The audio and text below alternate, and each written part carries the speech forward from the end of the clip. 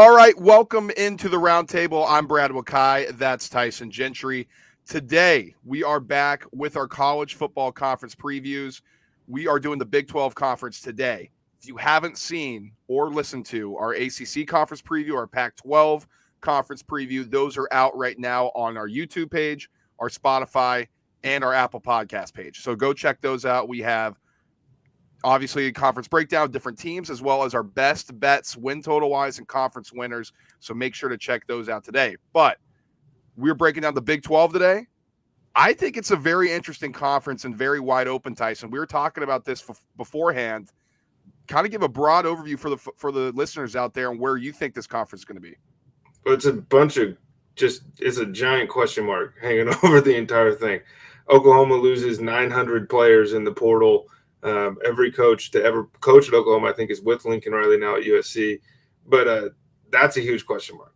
Texas gets Quinn Ewers in the transfer portal. Then they sign Arch Manning. It's like, oh, we got a quarterback again. Baylor, West Virginia, Iowa State lose among the most production in the country. TCU and Texas Tech have like entirely new coaching staffs. It's like Kansas State's holding it down as the one like sane program in this conference, and everybody else is just upside down. Absolutely. And as always, we'll have our picks for conference winner as well as win total wise at the end during money making time. We're going to get right into it right now and start at the bottom and work our way up.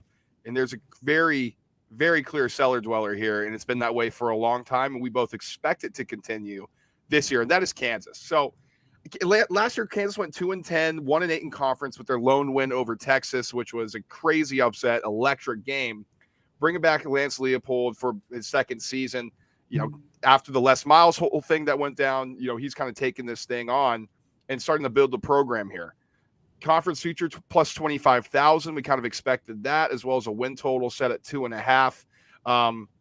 9 returning offensive starters, 8 returning on defense.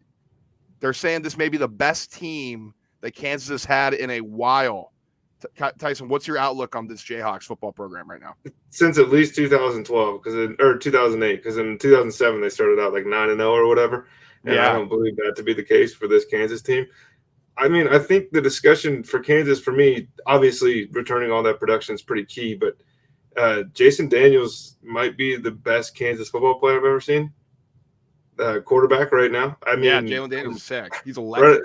Running through my head, and yeah, that's really when you watch Kansas games, that's what you're watching them for. I don't love them as much as you do, so I'm going to kind of step to the side here and just let you give send on your soapbox and give your Kansas speech. I think Aqib Talib went there, but I think that was a little before our time, though. Like we weren't just on Kansas football, yeah. Super Bowl champion, multiple time. Aqib Talib, shout out to him. 2-time chain snatcher. Yeah, he's awesome. We love Aqib Talib on this podcast. But here's one of the reasons why I like Kansas this year, and I'll get into it a little bit more during money-making time, but they're 21st in the country in returning output. 81% of their yards are returning on offense. That's 15th in the nation. And like Tyson alluded to, Jalen Daniels, their QB's back. Now, not a crazy spectacular, 860 yards, 7 TDs, 3 picks. He got a little banged up, so they had a rotation there with backup quarterbacks. But he's expected to be back and better than ever with an offense that should be very formidable compared to the Kansas teams in the last 5 years or so. Now, you pair that with an offensive line, 89 O-line starts. They got in some transfers. This is a young bunch that they've recruited well, too. So that's a good, solid system there. Now, 72% of their tackles are returning, 27th in the country. I'm pretty bullish on Kansas this year. Now, I don't think they're going to win the conference, but I don't think they're going to be getting blown out every single time and every single week in the Big 12 like they have been in the past. That's a heck of an improvement, because outside of they've actually won a handful of big games over the last couple of years. You turn on the TV and they beat Oklahoma? Yeah, a few years ago, right? Or was it? It was either last year, a couple of years ago. Yeah. Or maybe they took him to the wire. I don't know. Everything's running together, man. Right, because that was the Spencer Rattler thing, right? I think so. And then I remember the attendance in the fourth quarter was higher than the attendance at the beginning of the game because people were just rushing out. But hey, man, Kansas is Kansas. I was going to say Kansas is coming, but that's not true. Kansas can't be back from anything. So they're just progressing. I guess that's the goal, at least. Hey, if as long as you progress as a program like that, that's the goal ultimately at Kansas football.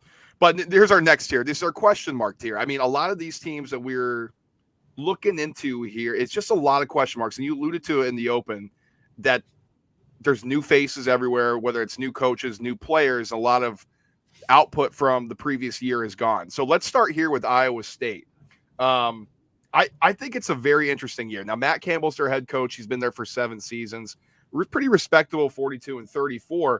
But last year went 7-6, 5-4 in conference in a year that they were expected to take the next step and be true title contenders. They had a ton of returners, a ton of talent in that program, and really failed miserably. Now they have 130th in returning output in the country. Only 23.9% of the yards are returning. That's 127th. And only 34.5% of their tackles are returning. That's also 127th. So very, very different looking Iowa State team this year. This time last season, it felt like Iowa State had reached like some sort of like crescendo point on their trajectory, and they were finally going to get this thing done. And they turned in a really mediocre campaign, and it wasn't for lack of, top end talent. They had, Breece Hall was the best running back in the conference stats wise a season ago. They had a handful of guys, but now, to me, this Iowa State team feels closer to when Matt Campbell like kind of first got there, and it was, Iowa State could surprise you. Right. But we thought we were done with surprises. We thought we were into Iowa State's a good team. Will McDonald IV, Xavier Hutchinson, potential All-Americans on defense. We know one thing about Matt Campbell. He's going to turn out some studs. And those two are guys I have my eye on. But I think if I'm an Iowa State guy, I'm just looking around like, how did we go from last year to this? Especially with all that talent. And now you're coming in, your win total set 6.5, which is surprising, I think, with all the returners, and you're plus 2,000 in the conference. And I think you were a top 3 favorite going into last season. So, hey, Matt Campbell does his best to work when they are underdogs and when they're not expected to do anything. So they may be a team this year. It's like, shit, Iowa State beat that team? Because that's just what they do. There's some teams like that in college football where they're better as the underdog and better as the hunter and not the huntee. So that could be an angle for Iowa State this year. I don't see it. There's 2 game breakers, I think, really, and you mentioned them: Xavier Hutchinson, the receiver, and Will McDonald at the end. Those guys are NFL guys, but you're going to run with a redshirt freshman after replacing your 4th-year guy in Brock Purdy. I mean, we don't know what Hunter Deckers is. We haven't seen a lot of him, if any, and I know he's been in the program. Apparently, Matt Campbell thinks he's special, but we've never seen this kid. We don't know what he's going to be, and he's going to be the one thrown to this receiver that's prolific. I mean, somebody's got to get him the ball. Special compared to Brock Purdy isn't exactly the highest bar to have to clear. True. That is true. Hey, man, he's all right. He's all right. Yeah. TCU is another one we have questions coming into, and a lot of it has to do with Gary Patterson, their old head coach, being let go middle of the season last year, and they had an interim kind of take over. So that was an interesting spot, but finished 5-7, 3-6 in conference last year. Sonny Dykes takes over as head coach. He came over from SMU. So I expect this offense to really take off as a program at TCU. Prolific offense both at Cal and SMU. So this will be interesting to keep an eye on, is how Sonny Dykes transforms this offense here. But what I'm intrigued by is, there's kind of some new faces on the coaching staff and maybe some new identity, but they're 9th in returning output, Tyson. 85.5% of their yards are returning. At 7th in the country. They also have 113 offensive line starts, which is 17th in the country. The thing that may hinder them a bit is, they have 65.5 or 65.3% of their tackles returning, but that's always been a staple that Gary Patterson's built that program on, is defense. With him out of the picture, sure, you have returning starters, 8 of them to be exact, but do they fit into this new identity that Sonny Dykes is going to bring over? And that's kind of the biggest thing that I'm most excited for TCU is, like, what the hell is Sonny Dykes going to do with this team? Report came out today. It looks like he's going to tab Chandler Morris as the starter. He kind of has taken over first-team reps, apparently, back-to-back days. I'm surprised by that. I don't really dig it either, and that's why my question to you is, how many quarterbacks will TCU go through this year?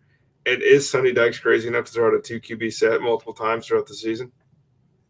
Well, he'll have multiple QB sets. I think so. Crazy. Try to do something.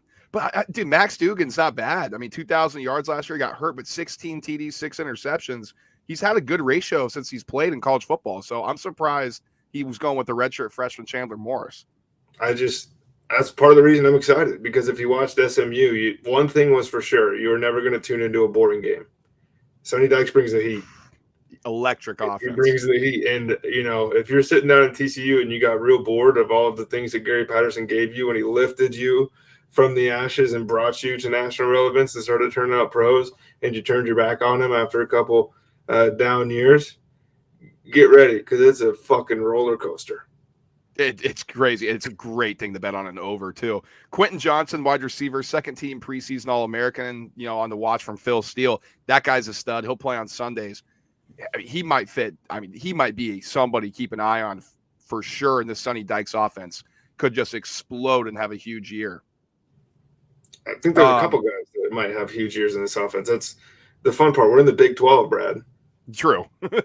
Yeah, I'm not the biggest Big 12 guy. I think it's flag football, but I mean, when it's like this, when it's not just Oklahoma on top, we'll get to these other teams coming up here, but when it's kind of like a hodgepodge, this is an exciting team or exciting conference, I think now. Texas Tech, the Red Raiders, a lot of questions around them this year. They have a new head coach, Joey McGuire, after moving on for last year. Texas Tech's athletic director said they want to return to this gunslinging offense. So they bring in the associate head coach from Baylor from 2019 to 2021 to help turn that program around after Matt Rule left. Now, it's going to be interesting. The quarterback situation, apparently there is some talent there. I think they're going to go with Tyler Show. He got injured after 4 games last year. Seems like he's going to take on the number 1 role here. But if they want to go high-flying offense like last year, it may be difficult to do. Only 60.7% of their yards are returning. There's not a true wide receiver there, I think, that's going to be a game breaker. The good thing is, though, they have 124 offensive line starts, which is 8th in the country. So there may be a foundation there for them to just throw the ball around the yard. And one thing about McGuire moving in as head coach, Texas high school legend, Texas recruiting legend by all accounts. Now he's back in Texas Tech, and all the training camp smoke sure looks like they want to throw the ball around the yard. And I don't know about you, Brad, but I think college football is a lot better when Texas Tech is just airing that thing out. Oh, absolutely.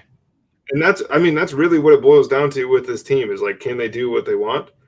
I don't necessarily know if they're going to have the skill position players to pull some of these things off, but I think Texas Tech might be a team, if these recruiting chops are as good as we've been led to believe by multiple sources. You Google it, it's out there. And if that's the truth, then Texas Tech, maybe 3 years from now, we're like, holy shit, where'd they come from?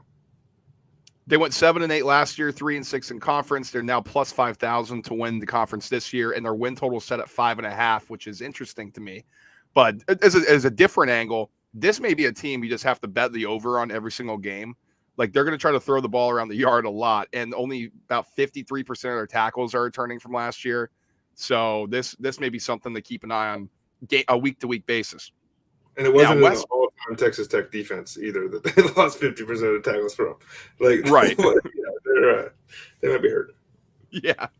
Oh, now West Virginia is the last team in our question mark group here for a couple different reasons. Neil Brown's still there as head coach, 4th season, but went 6-7 last year, roller coaster, 4-5 in conference, had some highs, had some lows, but they bring in JT Daniels to be their quarterback. The once USC quarterback who transferred to Georgia and now transferred to West Virginia. We don't really know what this kid is. He has talent, sure, but we haven't seen it really on a week-to-week, year-to-year basis here in college football. 115 in returning output, 29.4% of their yards returning, which is also 115th. Tyson, your thoughts on West Virginia heading into this year? If Stetson Bennett was West Virginia's quarterback, how many games did they win? Oh, man. Not that much. I don't know. And apparently, JT Daniels is worse than Stetson Bennett. So where are we at with West Virginia? He's more talented than Stetson Bennett. That's what they say. He doesn't get to play. Haven't seen it.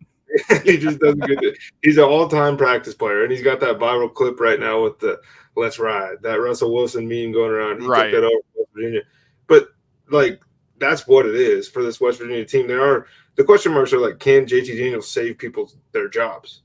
Right? Like that's what it almost feels like a NFL team going out and bringing in a quarterback, trying to figure something out, right? Just trying to be like, oh, see, we could win 8 games. I don't think JT Daniels is a quarterback to get you there. By most accounts, he's really good at throwing the football, but I don't know if he's very good at playing football. Yeah, I think that's a great descriptor. Like, he looks great when you're just throwing around the shorts, man. He throws a great ball. Look at JT Daniels air that thing out. And then when you're in a game against live action, he's got to make decisions on the fly, and he's got to hit his receivers in stride, make smart decisions against the defense. That's where it's been lacking. And so couldn't beat out Stetson Bennett, like you said. At USC, it was a roller coaster. Eventually lost his job, but he's pairing back up with his offensive coordinator, who was at USC when JT was there. Could be something. Offense should be improved, even with the output that's the high amount of output of the yards that's not returning. But wide receiver, I think, in this offense may have a good year. Bryce Ford-Wheaton, he may be awesome. Second team preseason, all Big 12 looks. So he's got talent, but he was good last year, and I think he'll continue that strong performance from last year into this one. Absolutely. In this conference, top to bottom, I think pound for pound, at least, because there is only 10 teams in here, but they might have the best combination of skill players throughout the conference. Like, we'll get into some of these other names, but you give me Bijan Robinson, Xavier Worthy, Deuce Vaughn, all these other wide receivers we've already mentioned, right? Like, there's some studs in the Big 12. Now we're going to get into our contenders with this caveat tier here. With the caveat. You explain the caveat here, Tyson, because we were trying to wrap our brain around this thing. We were trying to figure out where to put Kansas State, because to us it feels pretty clearly that they're better than Kansas was going to be by themselves at the bottom. And then we had TCU, Texas Tech, West Virginia, Iowa State. We had all these questions. Kansas State, to us, is clearly better than those guys and looks to be a step below everybody else in the conference. But, Brad, that has a lot to do with Adrian Martinez. Right. And we're going on like year 15 of this thing of putting Adrian Martinez on average teams and then being like, can he lift this? Can he lift this school up? And it might just be the same movie. That guy played at Nebraska for what felt like a decade. It's because they had Taylor Martinez right before, so it was just like, they got another Martinez, and it's the same guy. I can't tell. But yeah, he comes in, he transfers from Nebraska. Now he's got to replace Skylar Thompson, who, he was good for Kansas State, but he got injured a lot and just never quite took him over the edge. They're hoping Martinez is going to do that for him. Chris Kleiman, still their coach, 4th season there, 20-16, respectable record. Coming off an 8-5 year last year, 4-5 in conference, which they had some disappointing losses and a lot of kind of blown leads, I guess, late in the second half. But Deuce Vaughn's here, man. You love Deuce Vaughn. I'll let you talk about him a bit, but first team preseason All-American looks right now. He's an absolute stud running back. Darren Sproles. Like, this is Deuce Vaughn. Like, we're talking all these guys, and the one thing that Deuce Vaughn doesn't have over any of them is size. Everything else, Deuce Vaughn is electric out of the backfield. Make you miss. He's more powerful than people give him credit for, and he's got great hands. Route running could probably be improved, but he's a college running back. So I'm not looking at him to run, crisp routes all the time, right? But I think Deuce Vaughn, for my money, like pound for pound, might be the best college football player in the country. He's just little. And by little, I mean like really, really little. I think people are picturing some 5'9", 170-pound guy in my head. Shrink that. And that's Deuce Vaughn. I think he's 5'6", something like that. But he's a monster. And this is a good roster. And they maybe improve at quarterback or close. Back-to-back 8-win seasons for Kansas State. And the line's sitting at 7. Yeah, it is a good roster. I mean, when you go through it, you got a lot of preseason Big Ten and first team and second team guys at that. That's what has me interested in this as well. I mean, they're 78th in the country in returning output, 72nd in yards returning at 56.3%. They only have 50 offensive line starts, which is 102nd, which is, I think, potentially concerning with Martinez and his injury concerns. He's used to running for his life, though. He's been doing it for years. True. And only 50.4% of their tackles are returning, but 7 returning offensive starters, 7 returning defensive starters. So you lost important position players, but you also have who's still there, projected to be first team all conference, second team all conference, and obviously Deuce Vaughn getting looks at All American. So you have talent on the roster. So maybe this is where, and we said it with a caveat in our previous videos where we broke down teams and conferences, that sometimes the returning output doesn't tell the whole story when you still have studs there. And another thing to keep in mind too is Kansas State, if you look at like advanced metrics that people have put out based on like running formulas and stuff, they're almost always finishing at least in the top 40 in the country. And some of them have been peaking top 15. And when I look at this roster, I don't think a top 25 finish is crazy. Plus 1,400 in the conference future, win total at 6.5. We'll get into that in the money-making time. But right now, Oklahoma State lost the Big 12 championship game by literally a yard. One of the most insane games I've seen in a long time. They lost to Baylor 16-21. 12-2 last year. Really, really good. 8-1 in conference. Mike Gundy, this is insane. Comes back for 18th season where he has a record of 149-69. Like, he's turned Oklahoma State into a powerhouse since he's been there. And the nice thing for them, too, Spencer Saunders is back at QB. Last year, 2,800 yards throwing, 62% completions, which has always been a question mark with him. 20 touchdowns, 12 picks, so he's been erratic, but a lot of that came against Baylor, where I think he had 7 picks in 2 games against them. Also pretty dual threat, 668 yards on the ground and 6 touchdowns. 54th toughest schedule in the country, so they kind of get a little cupcake coming back. What do you think about Oklahoma State going into this year? I'll give you 2 things, and that's all I'm going to give you. Okay. Spencer Sanders is preseason All Big 12. Mike Gundy has 7 10-win seasons his last 14 years. People are asleep at the wheel. People are sleeping on Oklahoma State. It's not like, okay, so the defense isn't going to be the Oklahoma State defense of a year ago, because of course it's not. They lost a bunch of people, and they turned in one of the best seasons in school history on the defensive side of the football. But if Spencer Sanders takes another step forward and Mike Gundy gets to coach this kid, like, would it be nuts if Oklahoma State won 11 games, 12 games again? I think 12 games might have been like, when I watched that team last year, and they were a good team, but it was like, oh, they won again?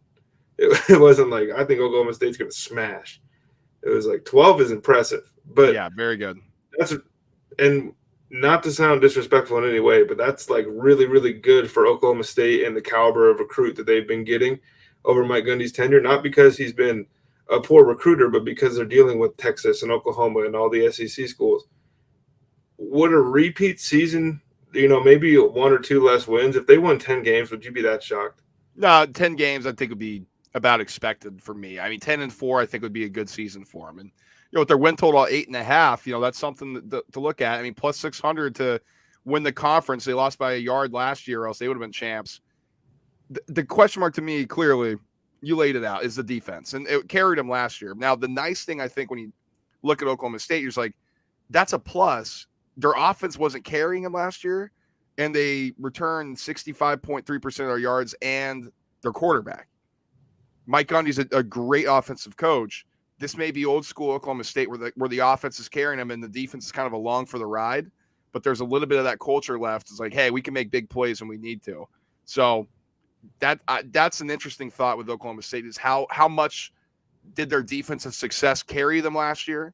And can you flip that and make it the offense is driving the boat and then the defense is along for the ride, and that's still successful for them? The answer to that question is probably no. But if the defense can hold up their end of the bargain, they don't have to be great, just have to be pretty good. This team could shock some people, man. Now, the other contender, and here's the question that everybody wants to know in college football with Texas: are they back? Tyson, are they back? Is Texas finally back? Is that burnt orange ready to reign supreme again? Man, I'm so sad we talked pre-show, because I was going to go pound the table right here for Texas, because they got Bijan motherfucking Robinson, dude. The best college football player, the best college football running back, the best NFL prospect at running back since Adrian Peterson. What? I know you Jonathan Taylor? I know you love Saquon Barkley. Jonathan Taylor doesn't. As a prospect, he was really good. But we get, like, Breece Hall and Jonathan Taylor weren't in different worlds coming out of college, and that was the top running back this year. Saquon was in another stratosphere from pretty much everybody else before Adrian Peterson. Bijan Robinson's better than Saquon Barkley. Xavier Worthy's do something. Xavier Worthy's probably going to be an All-American this year. First, second team, whatever you want to pick. The guy plays wide receiver, but the guy plays football, right? The guy, you put the ball in his hands, and he's going to go to nets. And they got Quinn Ewers, the number one quarterback recruit 2 years ago, transferring in, learned at a season at Ohio State. We'll see how that looks. They signed the top offensive line class in the country. They had some holes there. Maybe they get some freshmen to fill it. Brad, I'm thinking Texas is back. I love Texas this year. And we'll get into it a little bit more in depth when we get the money making time, but in terms of like what we think value wise and things like that. But I'm going to say this: Sarkisian's in his second season. Last year was talk about a roller coaster, man. They start 4-1 and then the wheels fell off. 3-6 in conference with a loss to Kansas. It was about as rough as you can get. But they got 7 returners on that offense, like you mentioned, Bijan Robinson and Xavier Worthy, and they're going to have better quarterback play, I think, with Quinn Ewers. That kid could be a stud. We don't know what he's going to be. It's got to be better than Casey Thompson, who was hurt. Broken thumb, played, and then I know they have that backup, Hudson Card there. That guy stinks, man. He shouldn't play over Quinn Ewers. I'll tell you that right now. You're Arch Manning, dog. Yeah, well, once he gets there, we'll see what happens. But I think the interesting thought here, 69th in returning output, which is big. For the offense, only 58.9%, shade under 60% back. 70th in the country, 72 offensive line starts. So none of these numbers are popping out. Now, Texas was horrible last year on defense, like really, really bad. They got 7 returning starters and 70.6% of their tackles are returning, good for 30th in the country. If that improves, their offense gets better with a quarterback I think is more dynamic than they've had since Sam Ehlinger, clearly. This team could be a roller coaster here, and a good one at that. Is Bijan Robinson and Xavier Worthy the best skill player combo in the country? I don't know, dude. Alabama. No, because Alabama's got them, and Ohio State's got great ones. I'm thinking, it's Jackson Smith and Jigba and those guys, and they're great. And you mentioned that returning output. It's a shade under 60%.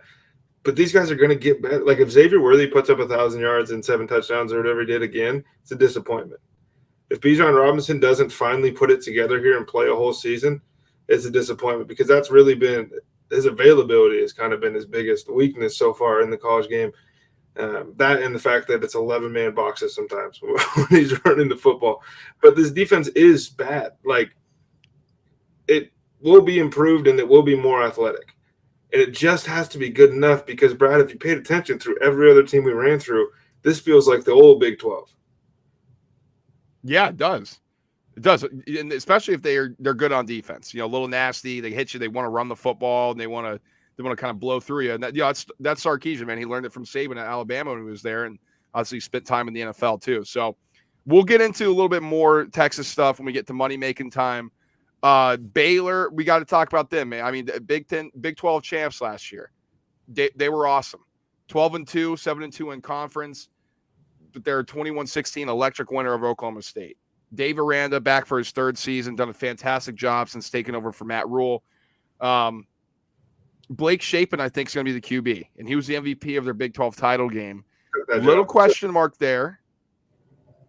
That's his job. He took that thing in the Big 12 championship game. You can't get that job back after what he did.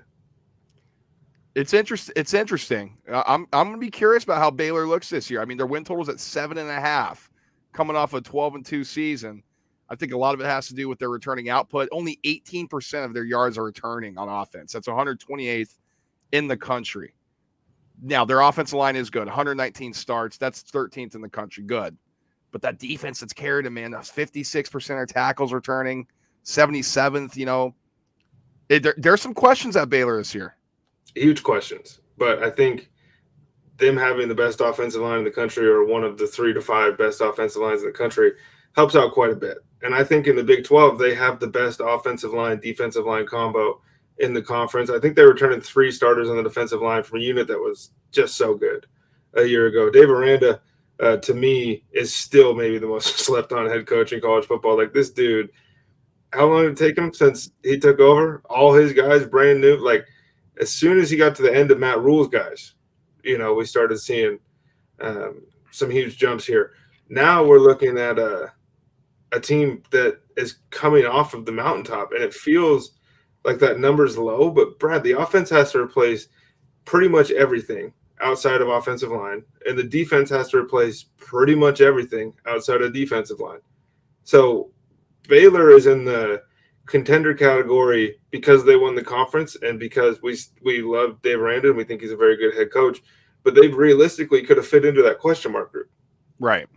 Absolutely. Realistically, for sure. Who's got a better bald head, Dave Aranda or God, what's the Jets coach name? I'm forgetting off the top of my head. Robert Saleh. Robert Saleh. Who's got a better bald head?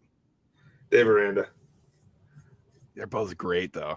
That's tough, but I just that is tough. I'm a big LSU fan. If you listen to the pod, you know that, and I'm happy that Brian Kelly found his way down to the bayou. But I wish Dave Aranda was wearing purple and gold. you love Dave Aranda, that's for sure. Yes. All right, Oklahoma, the perennial team here. I mean, this has been their conference. They dominate. But this is the most vulnerable I think they've been in a long time coming in preseason. Now, a lot of it has to do with Lincoln Riley basically gutting this organization, not just coaches, but players as well. So they bring in Brent Venables, was the Clemson DC for a long time. Last year, Oklahoma went 11-2, 7-2 in conference, didn't get to the conference game due to their losses. So that's a first for a long time that I can remember. Oklahoma wasn't in there. Dylan Gabriel, new quarterback, transferred from UCF. This is going to be his first time playing Power 5 competition on a week-to-week basis when they get in the conference play. 5 returning starters on offense, 5 on defense. 24.7% yards returning on offense. Now, they do have 125 O-line starts. They always have a good O-line in Oklahoma. I mean, that's that's what they do. 58.2% of their tackles are returning. Is that enough for Brent Venables to work with? Kind of that's the question here. Tyson, what's your thought process on Oklahoma heading into a season? There's a lot of question marks surrounding them. Well, one thing I think regarding the defense that's important is this is, Oklahoma traditionally has been obviously pretty poor on that side of the ball. Venables, I think, will fix that. But this defense, to me, looking through the roster, it feels like maybe the most athletic one that they've had in quite a while. And so if Brent Venables can coach this group up to play to maybe not their potential, because it is a lot of athletes figuring out how to play football. At least that's the way it comes across. But if he can put his imprints on this, and this isn't like, we're talking about a defensive coordinator from Clemson because that's what he is. We're talking about the highest paid coordinator in the country. People have been trying to poach this dude for jobs for years, and he waited out until he got the one that he wanted. He wanted this one. And another thing that's really, really cool, I think, and this is part of the reason that I'm a little bit excited to watch Oklahoma football for the first time in a minute. Jeff Lebby comes over from Ole Miss. He had Dylan Gabriel when he was on the staff at UCF. Dylan Gabriel threw for 8,000 yards and like 70 touchdowns in his 2 years and some change at UCF. I'm really excited to see what he looks like in Power 5 football. And he's playing in a conference that might lend itself to him potentially putting up more yards this season than Caleb Williams. I agree with that. If you haven't seen Dylan Gabriel, the kid's a stud, man. I mean, he's a southpaw lefty who just fucking throws the shit out of the ball, man. Perfect spiral, so accurate. Loved him at UCF. And it is cool, man. He gets to reunite with his guy. It's not just a guy, though, too. It's one of the best offensive minds in college football. Like he may get head coaching opportunities soon, if not NFL calls. He has to. And Brent Venables getting his job. Like, I know a week ago when we were talking about the Pac-12 and we were talking about Oklahoma and when we've done it in the past, the narrative is always kind of like, can you believe what Lincoln Riley did to these guys? Like, they have nobody. But, like, this is a kind of a fresh slate. Like, you don't really – you think you're walking into a horrible situation. It's Oklahoma football. He's going to recruit. Everything's going to be as good as it gets, right, as far as Oklahoma goes. And Brent Venables has, 2 years to get this group ready for a real physical brand of football here. So I think Oklahoma, maybe they run off another 12 wins because that's what Oklahoma does. Right. But maybe they just take a step forward in physicality, and I think that would be more important. They are still the favorite at plus 200 to win the conference. Their over/under win total is set at 8.5. Now it's time now, Tyson. It's time for money making time. I'm excited for this one. Now there's only 10 teams, so there's not going to be as many bets we've had in our ACC Pac-12 episodes, clearly. But I'm excited for this one. I think there's a lot of value out there. And as always, we're going to start with our Big 12 champions here. And my biggest one, I'm taking a value shot here. And it's one, I love the team. And I think Oklahoma is vulnerable this season. So I'm gonna call my shot on Texas here. Texas is going to win the Big 12. Steve Sarkisian is going to get this thing right and get it rolling. Quinn Ewers is going to look awesome. I think Texas wins this thing with their 6 skill position players and just looks awesome and rolls through this conference. And pre-show, Brad told me that, and I had to act all sad and dejected because I was like, "There's no way Texas is going to win. Texas is going to win the Big 12." I'm picking Texas too. We're rocking this thing together. Let's go. We're rocking this thing together. I can't be on here since Bijan Robinson was coming out of high school telling people that this dude is a monster, and then not say he's going to put it together before he jumps out. It's just skill position players all over the place, and we ran through everybody. Everybody's defense got worse. Everybody's. If Texas just gets a little better, Brad, we're there. Now, let's start. I'm going to start with a tough one here. Baylor, their win total is set at 7.5. The over is juiced at -170. Their under is +145. 7.5 seems low for winning 12 games last year. Are you taking anything with this win total? No chance. I'm not going to touch Baylor, especially at those numbers. I mean, if you were a real big believer in Baylor, there was a time to get on, and the time is not now. To me, like, offensive line's awesome. Offensive line, it probably isn't going to win you the 8 necessary games. I think they hit this number. If I was to guess, I would say, Baylor, if you just put that in front of me. But then when I look at the entire thing top to bottom, I'm like, damn, I don't know. I mean, outside of like West Virginia and Iowa State, I think Baylor lost the most in the conference. Yeah, this is a tough one. But you know what, Tyson? I said there's some opportunities to take some shots in this conference. It's so volatile. I think I'm going to take the under here, and a lot of it is the price of +145. So I'm going to just roll the dice here. I think they take a step back. I'm going to put my money right out this under 7.5 at +145 number.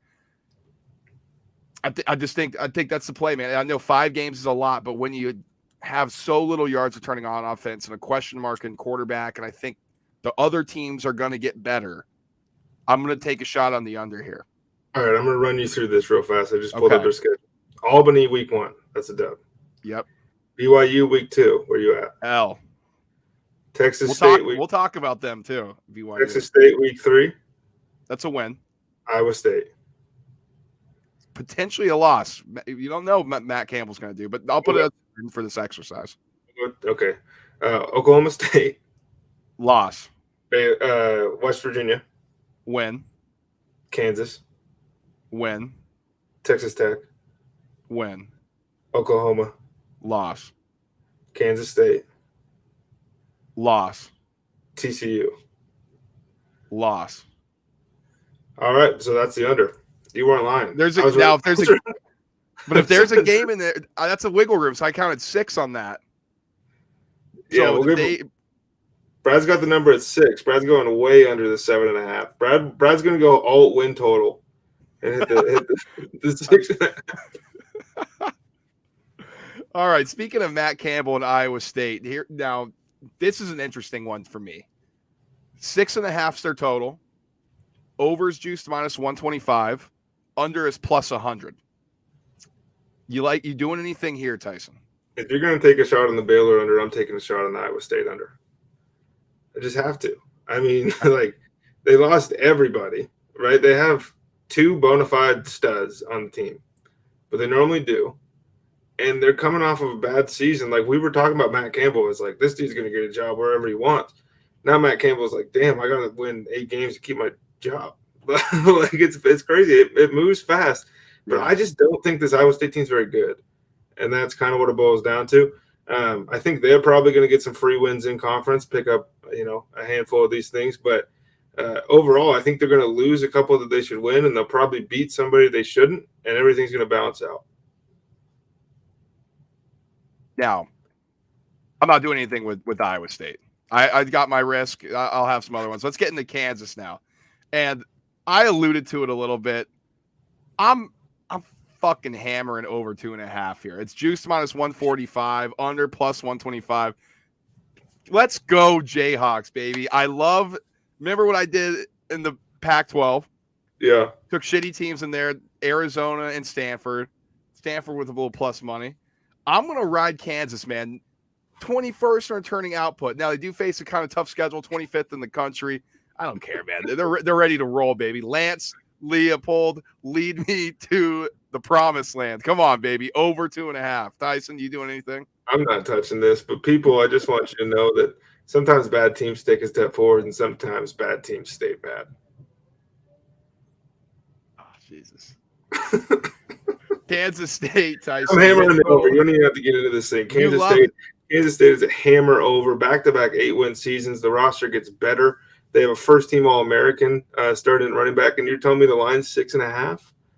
Adrian Martinez can be Adrian Martinez for Kansas State to win 7 games. If Adrian Martinez is as good as people thought he was going to be, Kansas State's pushing for this thing, man. Over 6.5, I'm on it as well. Now, it is juiced minus 160. Fuck it, man. Lay the juice. It's going to hit. And I know we don't go too juicy on this show, but that's something that will lay. That's a lock of the conference. Got it. We love it. We love that one. Now, Oklahoma, I mean, this one's interesting. This one was making me think. Win total 8.5, juice minus 180. I definitely did not want to take a shot on under plus 155. That seems too scary. Are you doing anything here? No, man, because this team could be kind of stinky. Like maybe Dylan Gabriel isn't as good as we think. Although I would say, since we're in money time, I talked about last week how I like to break these guys down into tiers for the Heisman. Mm-hmm. And I think Dylan Gabriel out of that second tier, like I would rather have Dylan Gabriel than Jackson Dart or DJU, Will Anderson, guys like that to win the Heisman. But as far as win totals go, like if he wins the Heisman, they're going to win the conference. That's right. Just has to be mutually exclusive. But I just don't see a way that I'm going to talk myself into one way or another on this Oklahoma team because it's been 8 months and I have no idea. Are you taking Dylan Gabriel Heisman? Or are you I'm thinking about it? I'm going to hold the ticket because maybe they win 12 games. As FanDuel, Dylan Gabriel is plus 3,000 right now to win Heisman. DJU is plus 2,500. I call that value, people. Dylan Gabriel plus 3. I like that too. And the way you put it too, like you asked me before the show, who would you rather have just randomly to win the Heisman? Dylan Gabriel or DJU? I'm like, Dylan Gabriel. We don't know what he's going to be at Oklahoma. We know what DJU is at Clemson. Not good. Like Dylan Gabriel could take this thing to the next level. Let's hold on. I'm not saying Oklahoma. I'm saying his name. His name. I got you. I was like, if he wins the Heisman, he'd just be like the third one in 5 years or whatever it is. Yeah, he'd be Kyler Murray, number 1 overall pick. All right, Oklahoma State. Win total 8.5. Overs minus 110. Unders minus 110. I'm curious on this one. You doing anything here? I'm going to take the over. If I get even money here, I'm taking the over. I believe in Gundy. I believe that this program has turned a corner. I believe that Spencer Sanders is going to be more protective of the football this year. If he's not, then 8 wins sounds right about where they should be. If he's as good as apparently he's looked so far leading up to the season, I mean, we're talking about Oklahoma State here. They won 12 games. And they didn't lose. They lost 1% of what Baylor lost, right? So it's a different thing. It's a different thing. It's an established program. I just can't get over the fact they've won 10 games 50% of the time for the last 14 years. Maybe this means it's an off year, but I'm feeling the other way.